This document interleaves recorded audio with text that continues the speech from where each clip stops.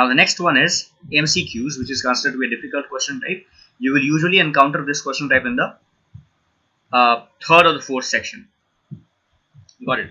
As I said that these are increasing order difficulty. So in the third or fourth section, you will get MCQs.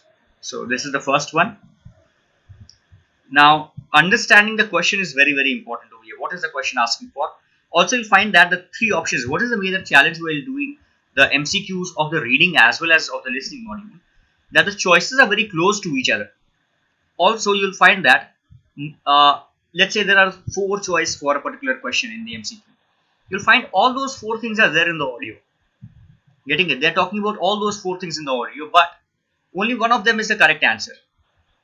So that is very important. They confuse you. They keep a lot of distractors in the answers, but you need to identify the correct one. So for this, what is required is for you to understand the question correctly and then understand the options too. Okay. Sometimes you'll find that the choices are very close to each other. Right. Now let me play the audio 36. Track 36. You will hear a man, Martin Hill, phoning an estate agent in order to find some accommodation. You will see that there is an example which has been done for you. On this occasion only, the conversation relating to this will be played first.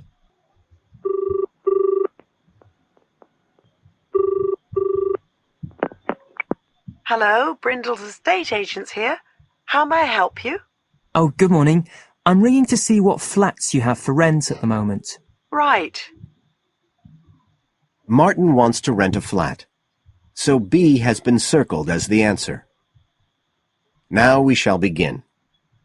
You should answer the questions as you listen, because you will not hear the recording a second time. Listen carefully and answer questions 1 to 3.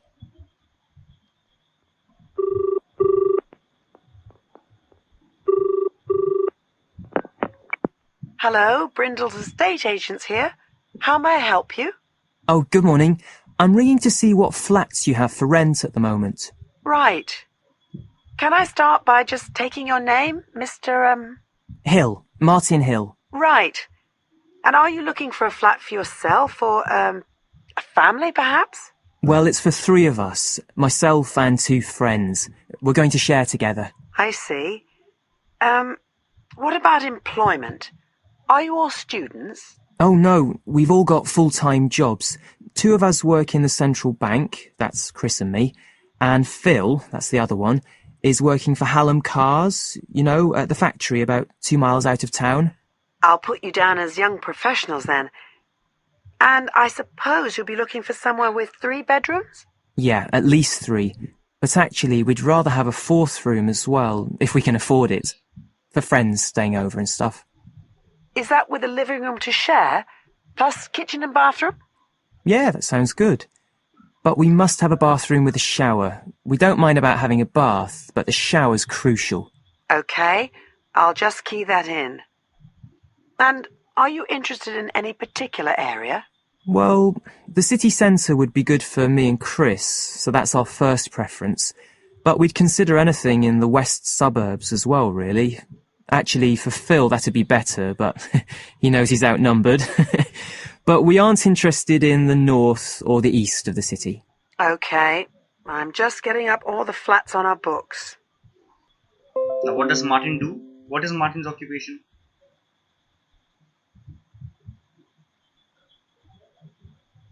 B. Good. Second one? Yes, sort of. Good. Third one? Good. C. Right. Track 41. Here we have to choose 2 letters. Okay. First one is activities for groups need to be booked 1 week in advance. So what are the 2 things that need to be booked 1 week in advance?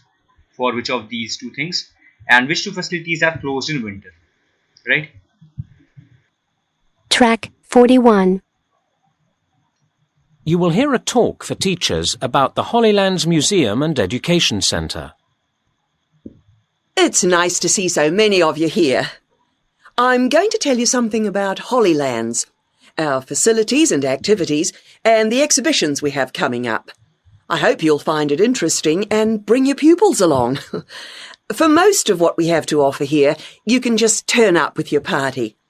I'm pleased to say that recent work has meant that the whole centre is prepared for blind visitors. There are a couple of activities where we ask you to book a week in advance. We only have artists that you can watch painting at certain times, so we need notice of your coming for that. The other activity, requiring at least 7 days' notice, is the drama workshop. Again, it's a question of organising the staff at this end. But the video you work yourself, and so that's available any time. Another activity where you need to think ahead is the garden sculpture experience. But that's a question of the weather, which of course we can't control. Speaking of weather, we run a reduced range of facilities in the winter months. While the cafe and the shop provide welcome shelter from the cold and rain, I'm afraid our artist in residence scheme isn't run in the winter, so the studio is closed then. And the animals in the mini-zoo are kept indoors for warmth during the cold months, so that doesn't operate either. The adventure playground does, though make sure the children are wrapped up well. So what is the first one? ACCA. Good. And the second? BED. Okay. All of you. Meghna, Saurabh. Okay, Saurabh, you already answered. Ankita. AE.